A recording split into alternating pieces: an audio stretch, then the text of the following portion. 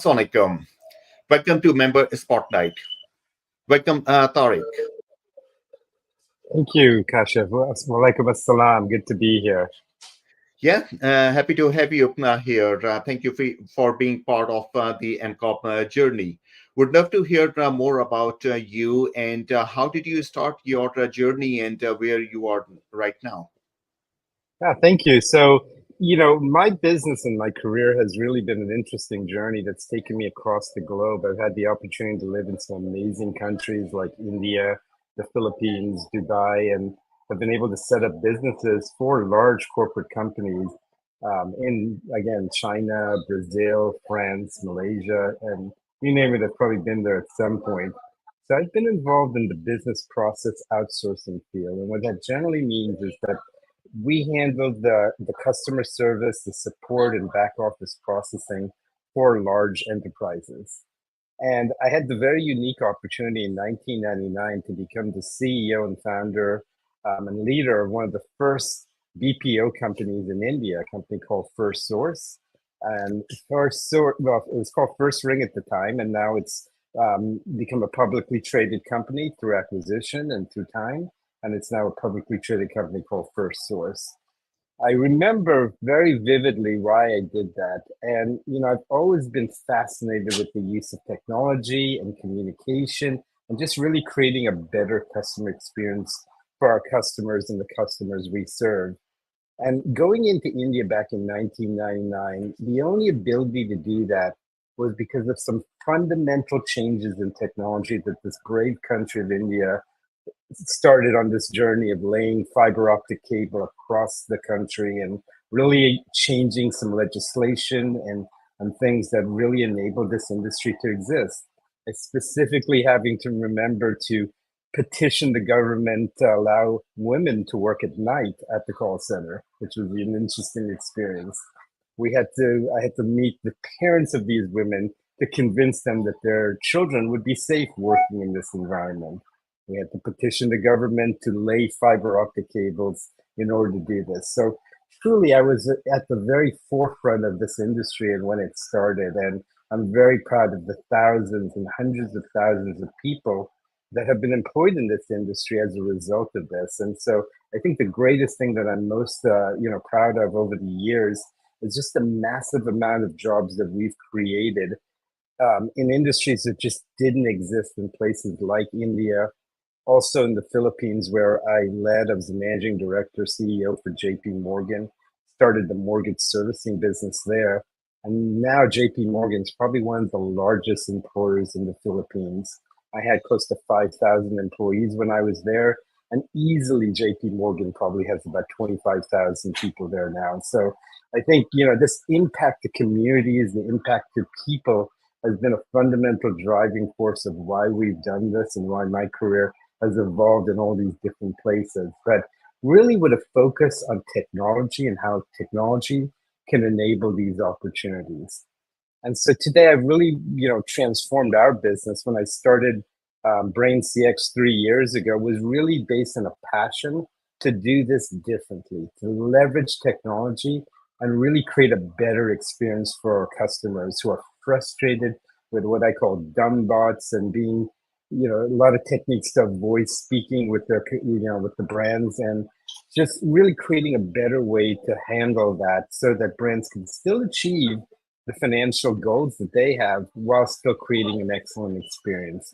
So it's with that vision, we started BrainCX. And what has happened over the last year has really fundamentally shifted our business because we couldn't do what we do today 2 years ago.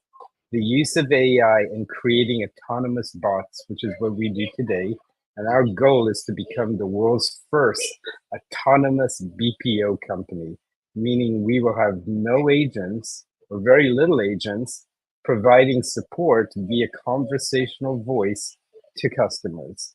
And I know that sounds exciting, but it also sounds fearful because of the impact to employment has been one of our driving forces. But what we have learned is that the use of technology creates a lot of new jobs. It creates bot tuning, it creates programming opportunity, it creates a lot of more sophisticated things that people will need to do, and really raises the skill sets of these employees. So we don't view this as an impact negatively. We view it as a complement to what's already out there. And we think that by becoming the world's first peopleless BPO, as we call it, or the first autonomous bot agent or augmented agent, will Mhm. really revolutionize the industry. And the industry is already going there.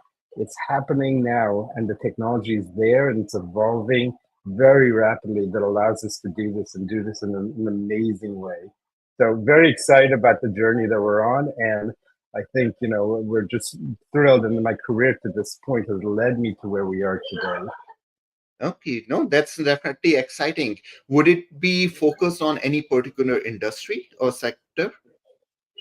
Well, there's broad appeal across many sectors, but we are seeing a very immediate impact for the travel and hospitality, the automotive sector, healthcare. They're all speaking to us about these types of solutions right now.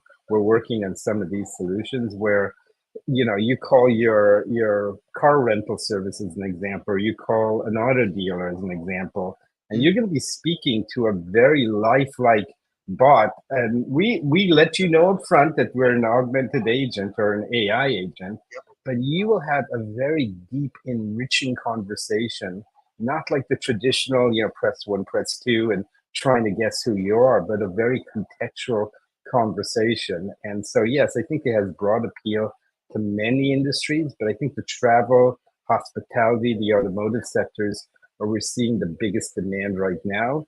We certainly think that and believe that the financial services, the healthcare sector, and even the telecom sectors will come along very quickly in adoption of this tech.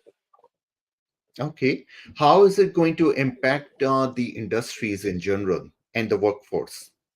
As we Oh, see, like yeah. the right now, when we talk about BPO, mostly we think of that. Okay, these people are sitting outside the US, whether in Philippines, India, Pakistan, Eastern Europe, and so how is it going to impact the workforce? Well, the pandemic changed a lot. I think what happened post-pandemic or during the pandemic is that employees across the world, and especially here in the United States, are looking for more flexibility in work and also looking to be able to work from home and have more dynamic work opportunities. But what's been happening, even in these third world countries that we're going into, like Pakistan and India and the Philippines and so on, is that we're really struggling to get people. The turnover rate is very high. Getting people to work because of traffic and things like that becomes a huge challenge. So I think, there's only so many lower cost destinations in this industry that we can go to. But the reality is people are moving up their skills and moving up into new and better opportunities. And so we're finding less and less um, resources to do this type of work. And so any way that we can augment that by creating repetitive work and automating repetitive work will benefit the brand, but it also helps these individuals be able to move up their skill sets and take on more advanced jobs. So yes, there will be an impact to headcount. That's a reality. We have to face it. But at the same time, the industry is at a situation where high turnover, labor shortages, especially here in the US, is a reality, and we need to fill those gaps. Okay, so would that be important to like functions like customer service, sales, or any other areas? Where would it be Yeah, focused? thank you for that. That's a great question. So we see the immediate demand for very repetitive tasks. Customer service is a great example. So I'll give you a good example of what happened. I used to work at Spirit Airlines many years ago, and one of the reasons I started BrainCX was during the pandemic. We were ramping up for our holiday season up to 1,000 agents.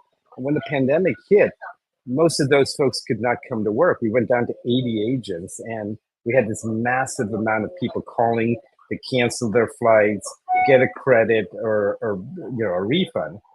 And we had deployed our own technology at that point, a chat and messaging platform, which I installed. And that was the lifesaver because we were able to take those conversations, move them into automation, and process that quickly for customers. And that was really one of the catalysts of why we started this business, because from a customer support perspective, I don't think people really aspire to have long conversations and wait on hold to speak with their brand. They just want their problems solved. And that's what we do. We do that in a very efficient and effective way. And then there's a lot of repetitive tasks that happen. I'll take the mortgage business, which I have extensive experience with.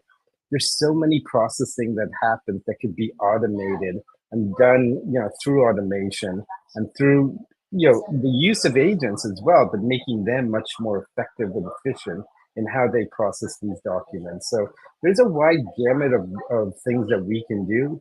We've chosen to focus on the conversational side of that in customer service, sales. We can even do collections and things of that nature, but our main focus right now is really on the customer support, technical support side of the business. Okay. And are you only focused on at the enterprise level, or are you also providing services to small to mid-size companies? Yeah, certainly the SMB market, we're getting a lot of demand from that as well, yes. But really our bigger focus is the enterprise level, because this technology truly proves its value when you have large scales of impact.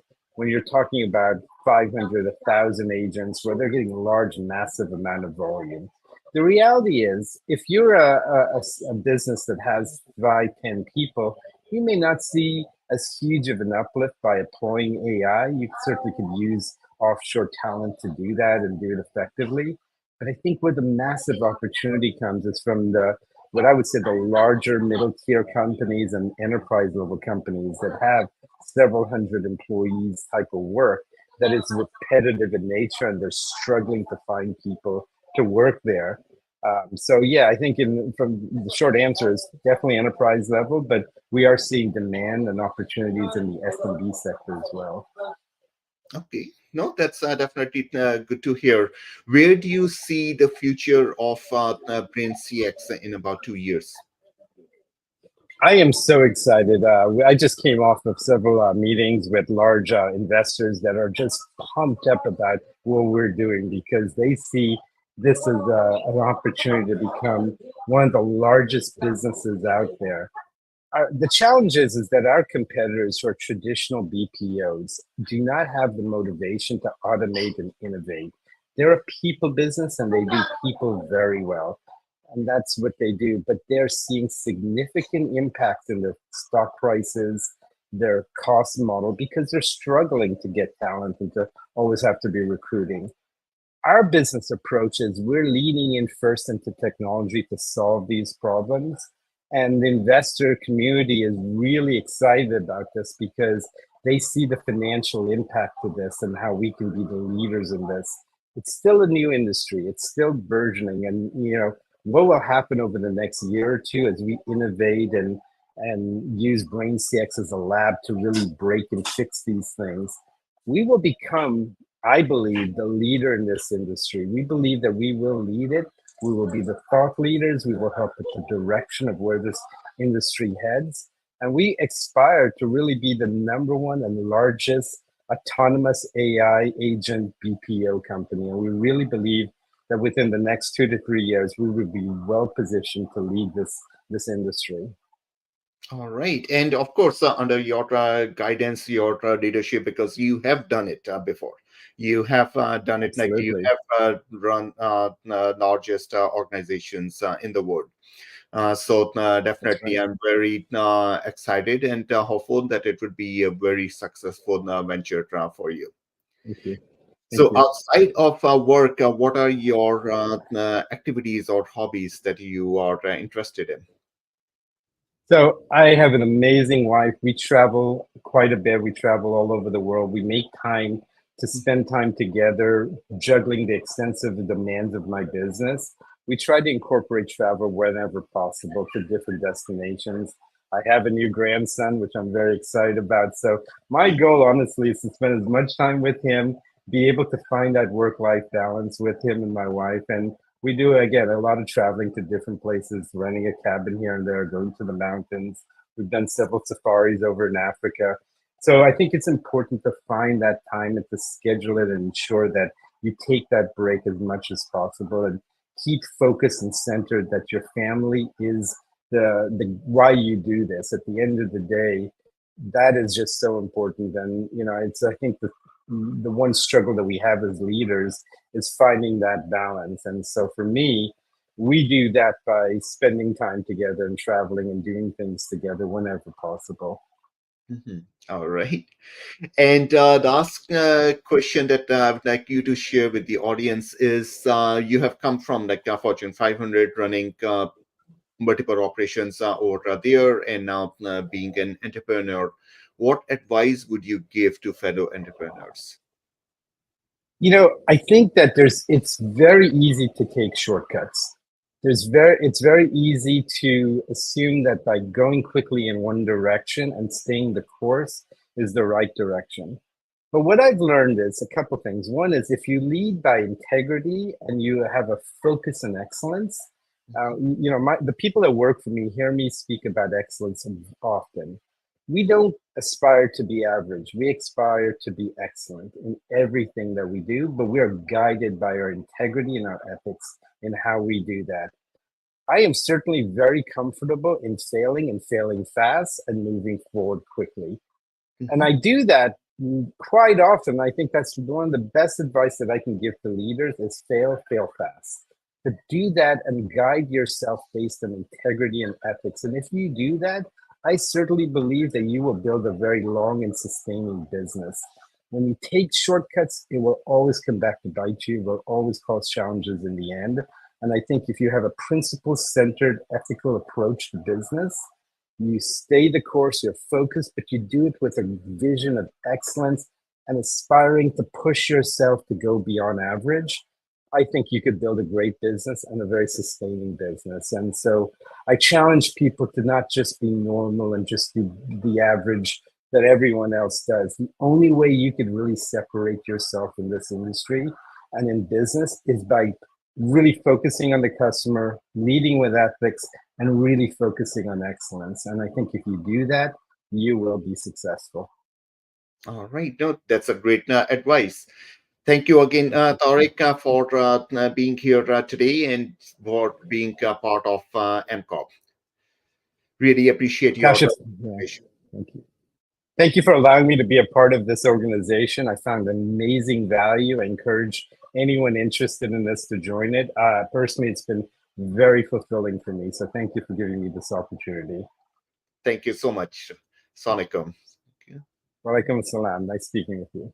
Take care.